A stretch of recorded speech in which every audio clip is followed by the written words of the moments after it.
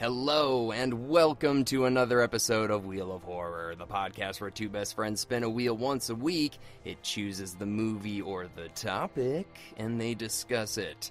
Today, we have chosen our first topic, and that is the best year in horror history. So today, myself, Erik, and Joe Testa are going to be spending about 30-ish minutes, maybe a little more, maybe a little less, we'll see what happens, discussing what we think is the best year in horror. I've made a decision, Joe's made a decision, Erik's made a decision, and we're each going to spend some time providing our examples, our case, and trying to convince the others which one is the best year in horror history. So by the end of this episode, the Wheel of Horror will figure it out. All right, let's get started. I'm your co-host, Alec. I'm Erik, and I love that we're doing this with Joe Testa. First topic. Joe, welcome to the show. Thank you so much. I got to say, this topic, I've lost sleep over this. You know, I ever since you mentioned this to me, Alec, this has been really tough. I really considered changing my pick like 2 hours ago. No joke. Whoa. But I'm sticking with the year that it might have been the first year that kind of occurred to me when you brought it up. So I'm sticking with it. Yeah, Joe, same here. I woke up today with a different pick than I have now. Oh, really?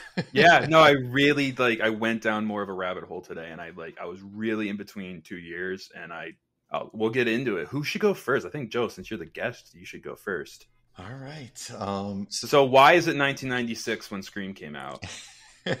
Sorry, that's like what my mind is telling me. Joe's gonna pick like 97 or 96, but I don't know. 1996 absolutely came to mind very, very early. Yeah, no, I was telling Alec that I really wanted to pick a year that I remember well, you know, a year where I was going to the movies and, you know, a year that I really experienced. And 96 would have been right up there. You had Scream, you had From Dusk Till Dawn, The Craft, I remember. You know, I saw all of those. So that would have been probably my year if I was going to go with one that I really experienced. But then I started thinking about some of those earlier years. And all right, should I just get into it? Yeah, do it. Let's head it off. All right. I went with the year of our Lord, 1984. Whoa. Okay. Let's hear it and build your case. That's the year my dad graduated high school. Okay. Yeah. So I was 2 years old. And so I wasn't going to any of these movies, unfortunately. But I mean, a bunch of my favorites. Obviously, when I think 1984, I probably think of A Nightmare on Elm Street first and foremost. Mm-hmm. And, you know, this is happening when the slasher movie is still very much around, but different things are starting to happen. You know, you have Wes Craven inserting these fantasy elements, and this is kind of Wes Craven's first big mainstream hit. You know, he had drive-in movies before this. So, you know, 1984 really introduces mainstream audiences to Wes Craven. And speaking of, you know, kind of slasher movies with a twist, some people might not consider this a horror movie, but I consider the first Terminator a horror movie. You know, it's kind of like Halloween with a sci-fi twist to it. Yeah. And another iconic director making his, not his first movie, but his first big mainstream hit in James Cameron. So we got Craven, we got Cameron on the scene now. And sticking with slasher movies, if you want something more traditional, you have that too. You have Friday the 13th, The Final Chapter, which I feel like might be most people's favorite Friday the 13th. I'm on record for loving Jason Lives the most, but Friday the 13th Final Chapter is up there as well. We haven't talked about that one. We probably should get around to it eventually, but have we not done that? No. Oh, dude! Shout out Corey Feldman. Let's freaking stop what we're doing now and do that movie. Yeah, that's the thing. Like, I feel like you could have someone who doesn't really love slasher movies watch Friday the 13th and enjoy it because, you know, it has a lot of familiar 80s faces like Corey Feldman and Crispin Glover, and yeah, just all around really fun, more traditional kind of slasher movie. And also 1984 is a great year for, like, I guess people call it gateway horror movies, like horror movies for kids, because you have Gremlins and you have Ghostbusters, and even Indiana Jones and the Temple of Doom has some very horrific elements. Oh, yeah. So I can imagine like a lot of kids who, you know, maybe they didn't like horror movies, but they saw Gremlins, they saw Ghostbusters, and maybe they were a little scared, but they also liked it. I feel like a lot of horror movie kids were probably born because of 1984, you know, and it's actually also the year, just a bit of trivia, it's also the year that the PG-13 rating was invented because of Gremlins and Temple of Doom. Very true. Yep. So yeah, that is my case for 1984. This was a very tough decision. Like I said, I was so close to picking actually another year in the 80s. What year? I'm curious. What was your runner-up? My runner-up was the year of my birth, 1982. 82. Okay.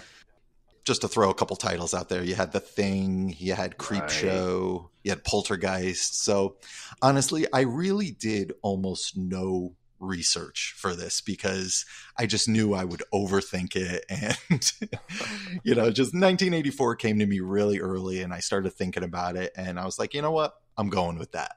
I want to throw a little something into 1984 too, which isn't really about films, but I feel, and none of us would know because we weren't alive, but the year 1984 is kind of synonymous with like the takeover of like the world is kind of like, you know, fallen into dystopian horror and stuff like that. So that year, I wonder if people were kind of like creeped out, like the year 2000 for us, kind of like, is it the end of the world? Is it really going to come true? Like it was kind of the first of that, the 1984, you know? Yeah, the movie 1984 came out in 1984 also. I never saw the movie 1984. Dude, I saw the original movie actually with Grand Moff or Peter Cushing. He's in it. Mm-hmm. Wasn't there a movie too, Alec, we did, the summer of 84? Was it called 84? Or... Yep, yeah. It was the summer of 84. But that was like a couple years ago. But yeah, it takes place in the summer of 1984, yeah. And wasn't there like an R.L. Stein trilogy on Netflix? Was that based in 84 as well? Do you remember what year? That might have been 88. I don't remember exactly. Oh, the Fear Street. Yeah, Fear Street. That's the one where it was like 1666. Maybe it was 1980. I don't know. Yeah, 1984 just has a nice ring to it, you know? Oh, it was no, Eric. It was American Horror Story. It was like class of 84 or something like that. Right? Right. I think there's we'll get into that. But can I go next, guys? Yeah, dude. Go for it. All right, so Joe, that's all you want to say? Yeah, that's what I got on 84. All right. Yeah, it's American Horror Story 84. Sorry. Oh, good. Okay, so there's that. Well, Joe, I switched my pick today from a different year to 1984 today. I was coming in here hot with 1984. I literally picked 1984 before I did this, and I love what you said about the the fear of the world or whatever. That's a great point. I forgot what you had another point that really caught my ear, but I completely forgot. But two other movies, Joe, Firestarter put Drew Barrymore on the map. That came out in 1984. Oh, yeah. I think E.T. technically put her on the map, but like Firestarter made her like a household name. Children of the Corn also came out. So you got back-to-back Stephen King as well. Like going into this, anyone who knows me would probably think, oh, he's going to pick 1978 because my favorite horror movie is Halloween. I thought of that year as well, but there wasn't too much there, and I can get into that in a bit. But 84, the pitch I had was the spread. It has everything. Slashers, sequels, original Nightmare on Elm Street, Gremlins. You had Friday the 13th, the final chapter, another slasher. You have Ghostbusters is what did it for me. When I saw Ghostbusters, I'm like, oh, that's definitely it. Firestarter, Children of the Corn. The other point you made is Terminator. Terminator is a great example of a sci-fi movie that's scary. And then you said one other movie Indiana Jones, Temple of Doom. Like the Kali Ma scene, that's terrifying. So what was the other movie? Hills Have Eyes Part 2 is also that year. Oh, me and Alec covered that last year. Oh, yeah. Yeah. And I just want to say, like, my two pitches were the spread of, like, you had everything you needed. You had Stephen King, Wes Craven kicking off. But the other pitch I was going to say is it has so much iconic 80s in it. Ghostbusters, Gremlins, Freddy Krueger, all in that year. Yeah, I think that's what kind of attracted me to it is just the overall kind of variety. You have some seriously scary stuff. You have stuff for kids. You have the birth of probably the biggest horror icon of all time, or at least one of them in Freddy Krueger. I mean, yeah, I don't know. Alec, this is going to be tough to beat, man. Well, it's going to be a short podcast because I also chose 1980. No.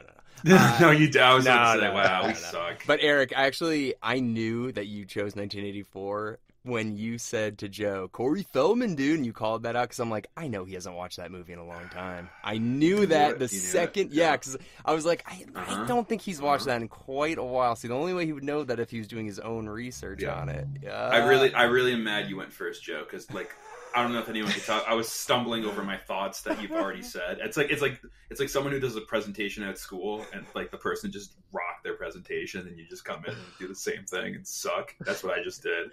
Oh God.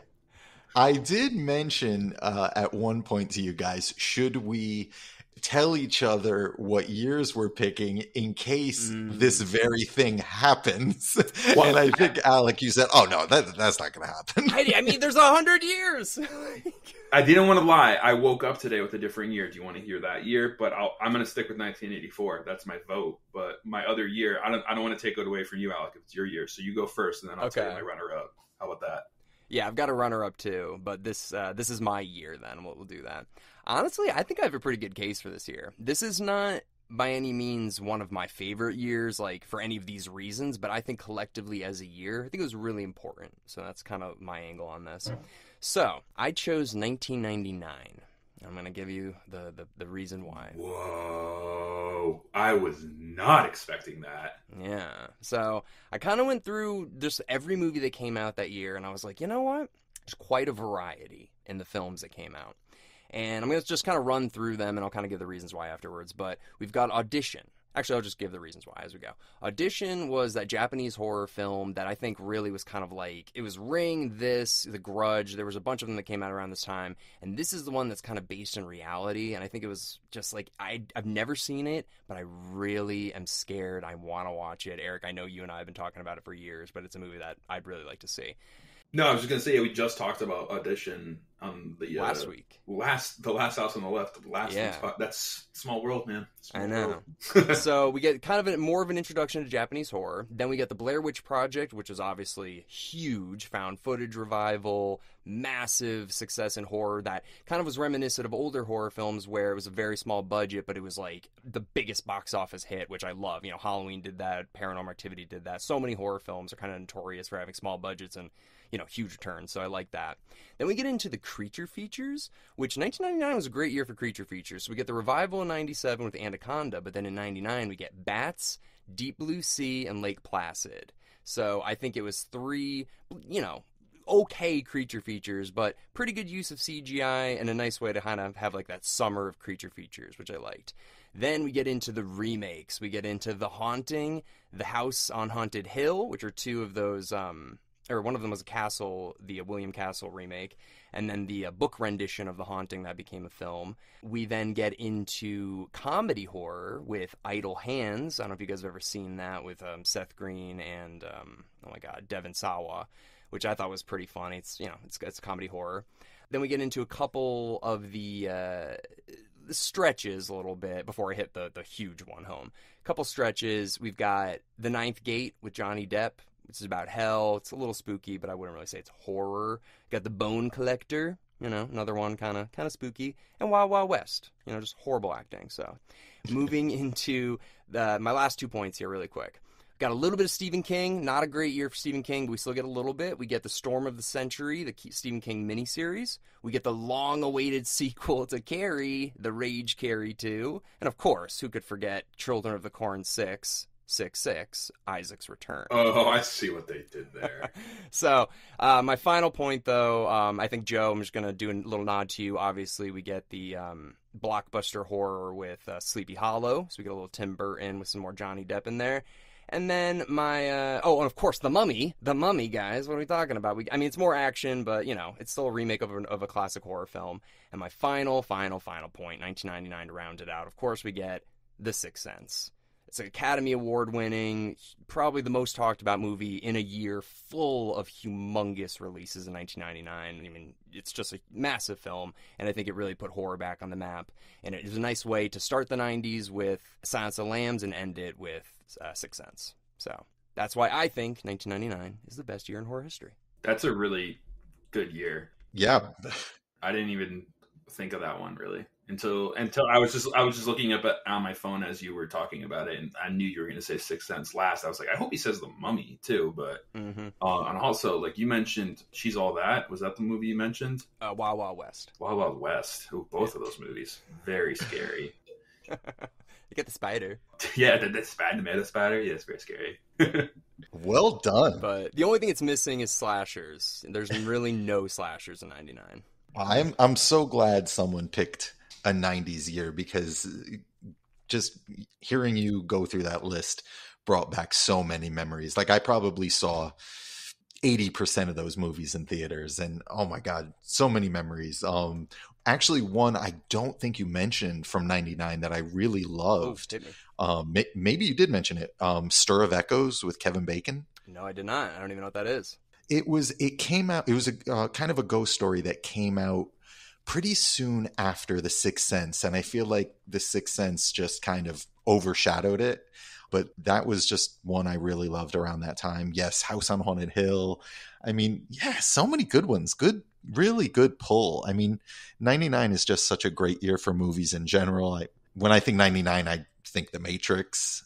No. I was just going to say that. I don't want to interrupt you, but yeah, The Matrix. And I was thinking, you just said like there's another movie that came out similar to The Sixth Sense, like Dark City with The Matrix. Like that's like exactly my thought process there. Yeah. Oh, right. Yeah. That's a good example. Yeah. It's like when two very similar movies come out and then one always gets overshadowed. That's definitely Stir of Echoes. Got Garfunkel for sure.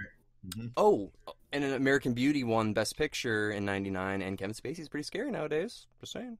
Yeah, you're not wrong. Dude, I'm very impressed, Alec. I was not expecting that, and that's a great year you picked.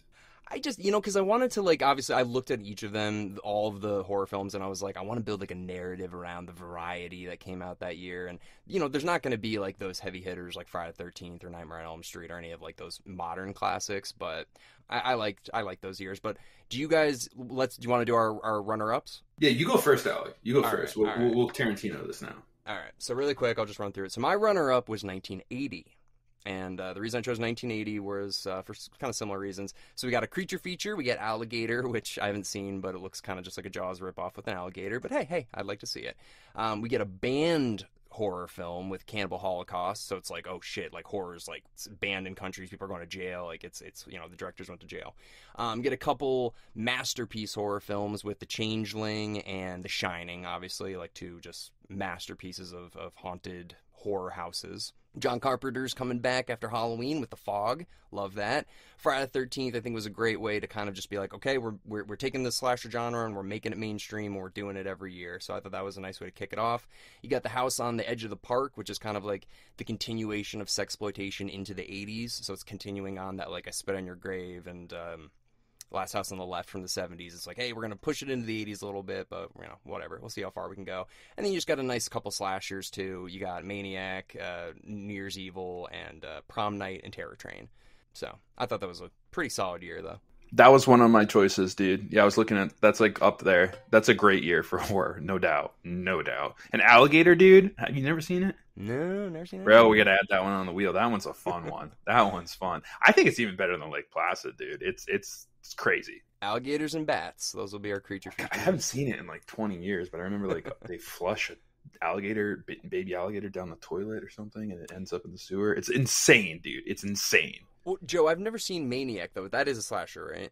Yeah, it's definitely a very kind of grindhouse movie, and it takes place in New York, so it's not your typical slasher movie that usually takes place in like the suburbs or camp, But yeah, I definitely think it qualifies as a slasher movie. You got Tom Savini on the special effects, so yeah, it's a rough one, but worth checking out. And I've seen the poster, and that the murderer's face looks crazy. his hair. And... Yeah, Joe Spinell. He was in a ton of movies in like the 70s. He was in if he was in The Godfather 2. He was in Rocky. He's like the gangster that Rocky works for. You know, he's like breaking thumbs for the guy down on the docks. So, yeah, he's quite a character, that guy. Oh, yeah. But anyways, I thought 1980 was good, but then when I went through 1999, I was just like, fuck. Damn. I know. I like movies in 1980 better than 1999, but I was like, overall, I think it's just a better year. But I mean, your 1999 pick is also a great year for the spread, aside from the slasher, what you said. I know. 84, though, just gonna, throw it out there to Joe, too. It's everything. Kid movies. Like, you said, Joe, you had so many great points. You made me look bad. Like the gateway year, a great freaking, like, so much is in 84, but dude, 1999, you have me double thinking a little, like, thinking double. What's the word? Double thinking? What's the what's the word? Second guessing. That's the word I'm looking for. Double thinking. I can't even talk right now. It's like Trailer Park Boys. I'm stumbling over my presentation of 1984 still. All right, Eric, why don't you go with your runner-up? Yeah. 1980 was up there, but I had to go with and Alec, I'm going to say this, I haven't said this in a while. Respect your elders. 1931.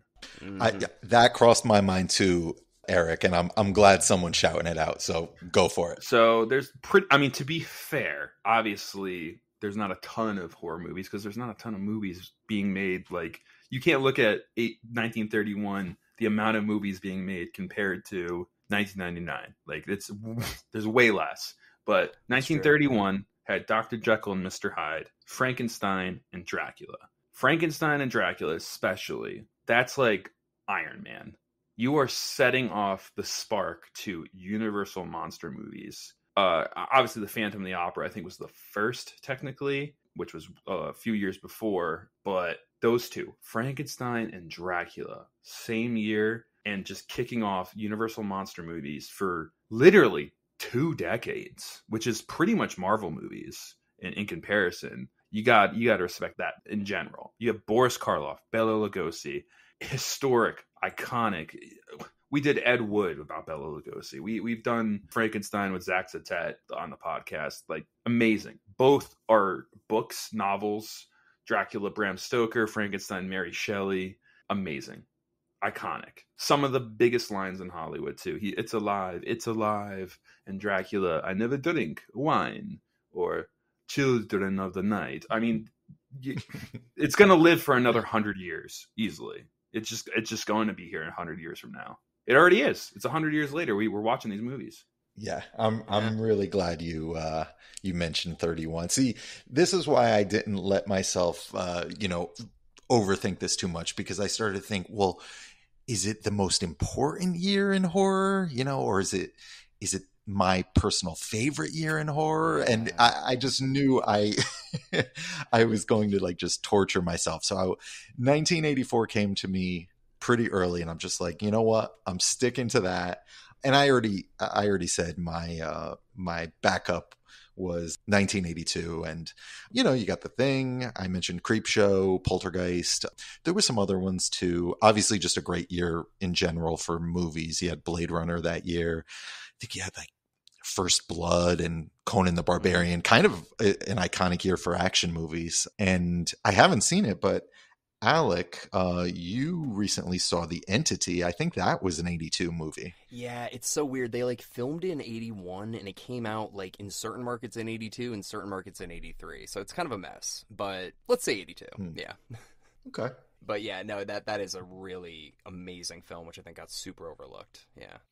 I was just curious to see what else came out in 73, the year The Exorcist came out. Not much. Not horror. Definitely not horror. It wasn't much. And it's funny, like, the few horror movies that came out, they were very just kind of like antiquated and kind of like classic gothic. Like, there was a Hammer Dracula movie, there was a Vincent Price movie, and it's like, the audience was probably so unprepared if that's what you thought a horror movie was, like a Vincent Price haunted house movie, and then you go see The Exorcist, That's so true. I mean, that's the thing. Joe, did you catch yourself and Alec as well? Like going through all the years, like I was just typing in like 1998 horror movies.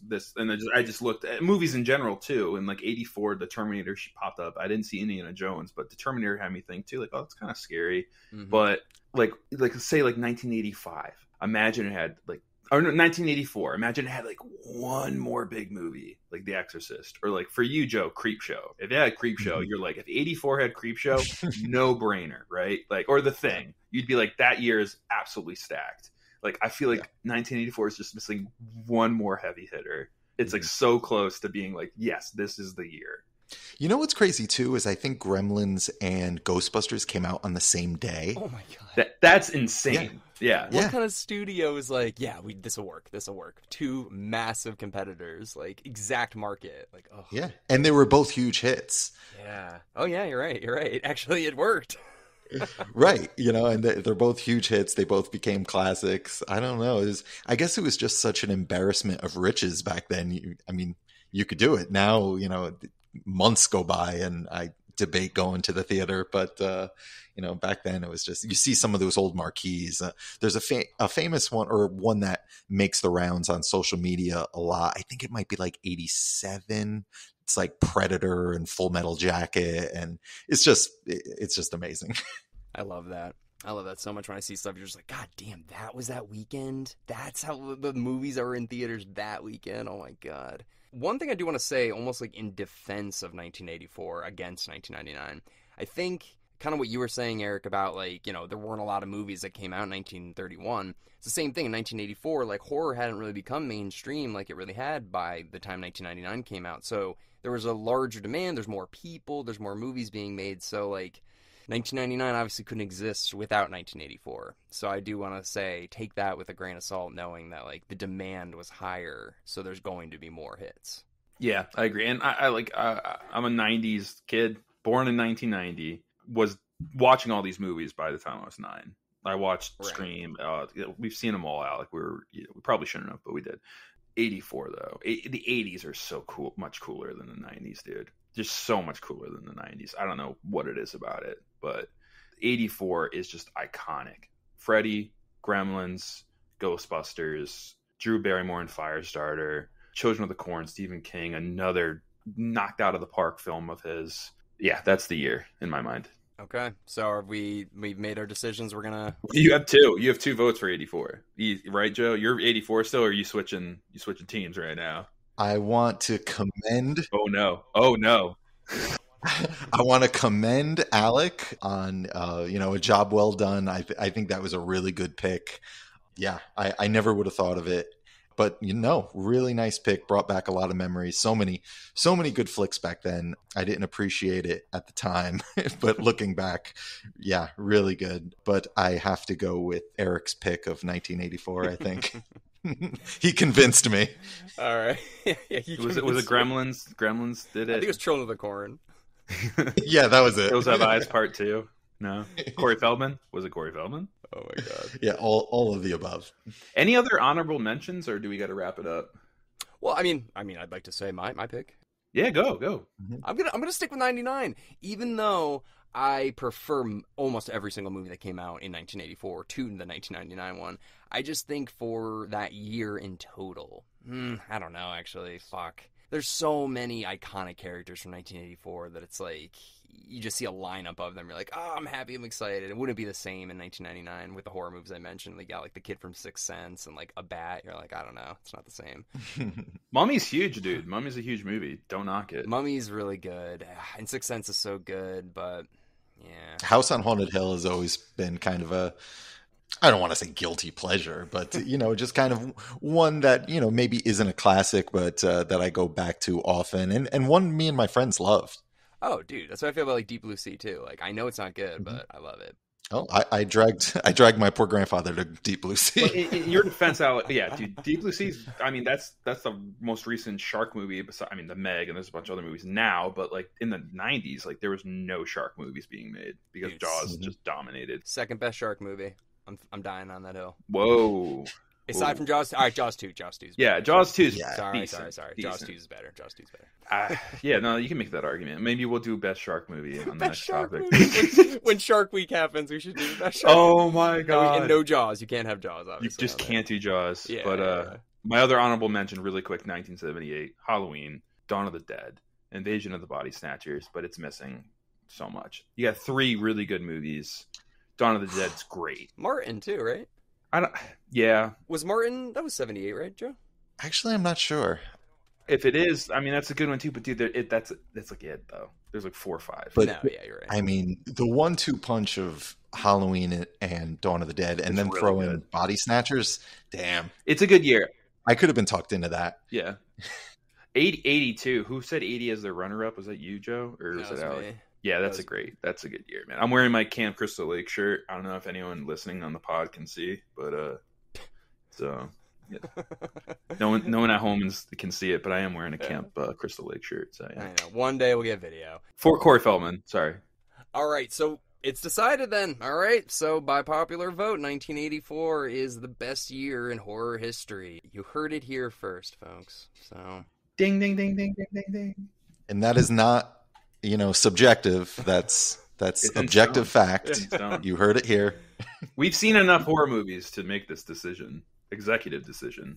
well, I'm pretty sure we're going to transcribe this podcast and easily be taken into the Library of Congress. 100%. So we're good. We're good. Well, I don't know. I guess that's it. So yeah, we won't announce this in the description. Obviously, we'll have people wait till the end. But yeah, hopefully you agree. And Tell us in the comments how much you hate us. We love it. We live for it. Please. yeah.